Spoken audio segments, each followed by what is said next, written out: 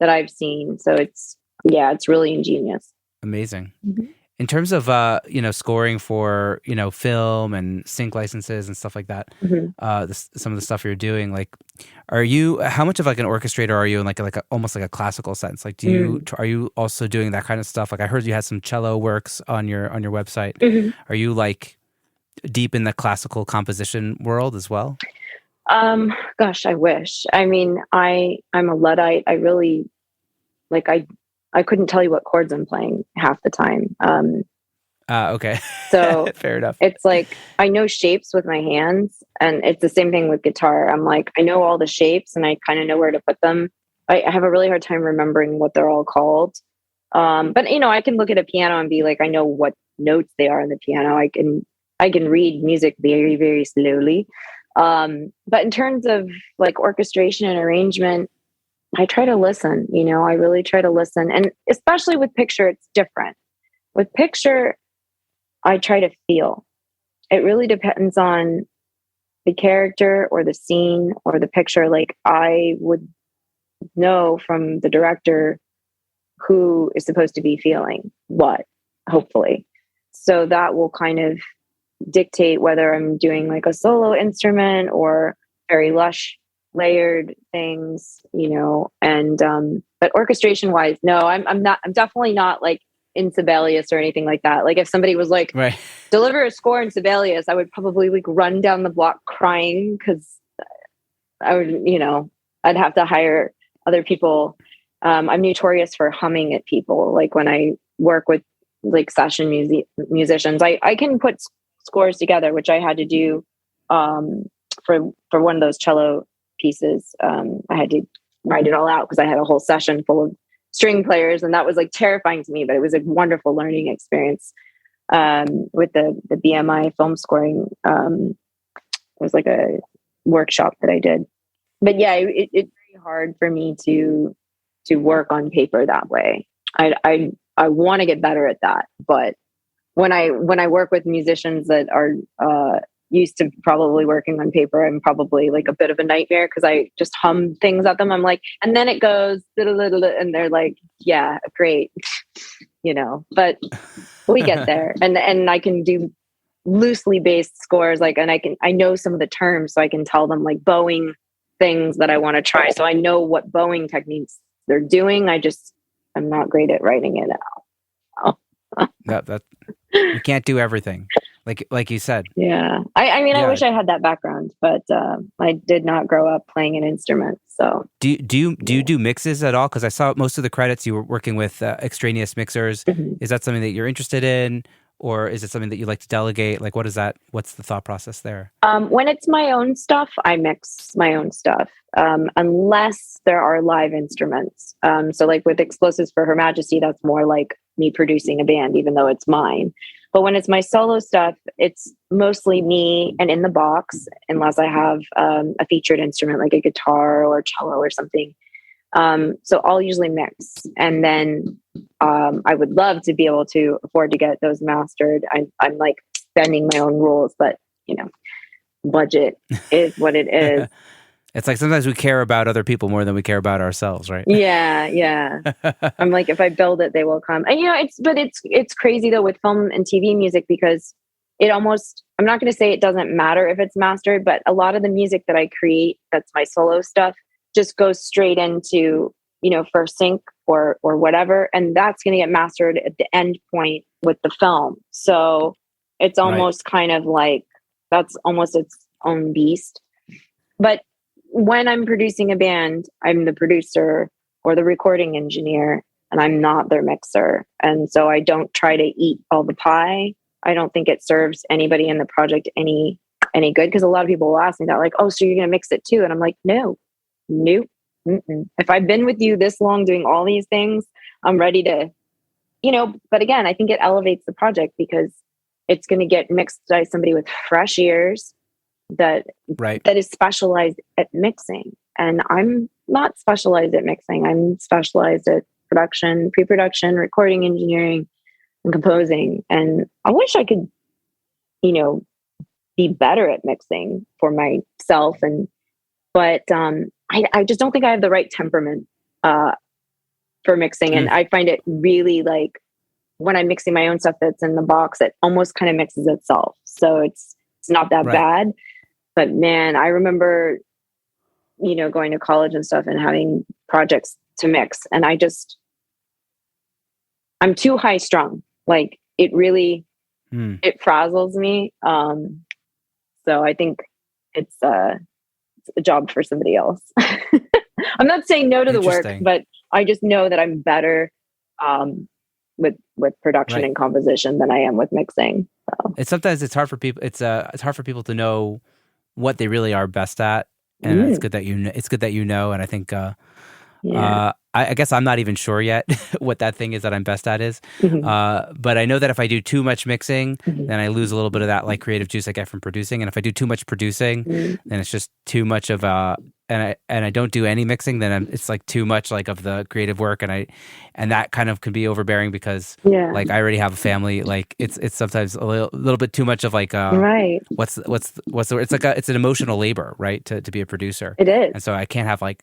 So I'm trying to find the right balance between like the more like engineering hat mixing side of things and the more creative like producing side of things. Sure. And I find like just need to find the right balance, for me personally. But balance is everything. Yeah.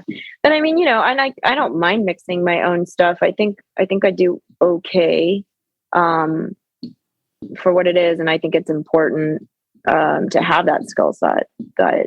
But yeah, if it's a big rock band that I'm working with, I want them to have like the sickest mixer they can have. Like, why would I just feel like it's like selfish at that point because I'm like trying to put my name in more places, not to give them and the project the best possible outcome at every level of the game. Because my mindset is if the record does well, then we all win. But if I just try to take all the paychecks of all the hats, then like maybe it's like I feel like some sort of like I've got all the cookies and then maybe the project is less successful, but I made the money, and it's like I'd rather like the project just goes and catches fire and like blazes up the charts, whatever it is these days. So yeah, I'd rather have a project that's successful and I make less money than I make a bunch of money and the project is like nobody cares about it. Absolutely. I mean, I think everybody should go rewind and re-listen to that one moment of the podcast because I think it's so telling of what's important. Actually, it's like like we need to serve the song, right? Like I'm a bass player, so that's like always been my goal. It's like serve the song, right? Like hold it down, but. Yeah, but exactly. But like, like don't let your ego get in the way of what's actually best for the song or this record. And I've been learning the more people I bring into a record, like the better it gets because you have more heads. There's that two heads are better than one. Right. The synergy effect of having a greater sum than the sum of its parts, right? Like, but of having just bringing in more people, creative, like, like you said, objective ears and all that stuff. And just like, get your ego out of the game and get and just the project and the song or the album or whatever be the top priority and just what's going to serve it best. And so if there's budget to bring more people in, like bring it in. Yeah, absolutely. And like getting the best players possible is like another thing, and getting the best recording possible. Like I cannot stand the idea that just like any recording will do. And I understand where that comes from because people are passionate about the take is good and maybe the passion in the take is good, but then the recording is not good. And it's really rare that you can make that trade-off. It's really rare. Really? And I think you have to be aware of that as you're making that choice. Like, all right, I'm sacrificing this because there's something so magical about this take that it's worth that. Making choices about like getting the best players as opposed to like getting a cheap, affordable or free player. It can slow the whole record down. It can actually waste money that you should have just spent in the first place, or, not recording it the right way. And then you get to the mix level and it's like, it's like a struggle for the mix engineer to get anywhere with it because it wasn't recorded well. And like, then you may be asked to re-record it anyway, if you're working with a professional. So just do it right, and like sometimes that means slowing down to get it done right. But I think at the end, it's like you get something better. You can't, I mean, if you want to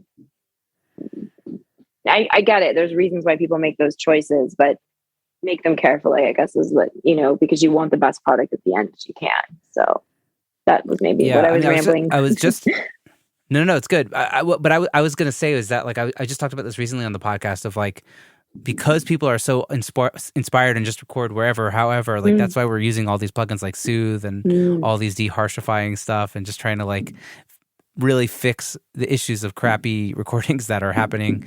And it's like a big part of what's going on in this day and age. But on the other hand, if people are inspired, then that it is still the most important thing is to have an inspired performance. I did a mix for somebody. They ended up just taking it to somebody else in the end. But I was trying to do a mix on this vocal that was just the proximity effect was just so bad. It was like atrocious. I could not get a good vocal tone out of this person. And I tried like 10 times to get like a good vocal tone. And it was just like literally everything I could possibly do. Yeah. And like the best thing I did, and then it was still like essing and I couldn't get the S's out. And it was just like nothing was possible. Oh, yeah. And in the end, they took it to someone else and it still sounded bad because they didn't re-record it. Like there was nothing to be done. Like even like whatever, they sent it to like a Grammy-winning mixer and it was still bad. Like the vocal, you know what I mean? So it's like sometimes you do got to re-record it. Like even if you're inspired by that take, like you just got to just bite the bullet and try again. Absolutely. Yeah, it sometimes ends up being worth it for sure. But I was going to say, some of these plugins too, it's like I can hear them and it really makes me walk across the room and shut the music off or skip to the next whatever. Like but maybe that's just me and my ears and like all the ear training that I've done. But there's some of those plugins, if I hear it on there, I'm just like grossed out and I skip it because I'm just like, like that's terribly why, like certain things like some pitch correction or whatever, if it's not done really well, it's unlistenable to me and I will not listen to that song. We're living in an era where everything has become so pitch perfect and so like technically like amazing that we definitely have lost some of that kind of art of just letting things be not perfect, which used to exist. Like, when you listen to the 70s records where they're not perfectly in pitch, but it feels so good.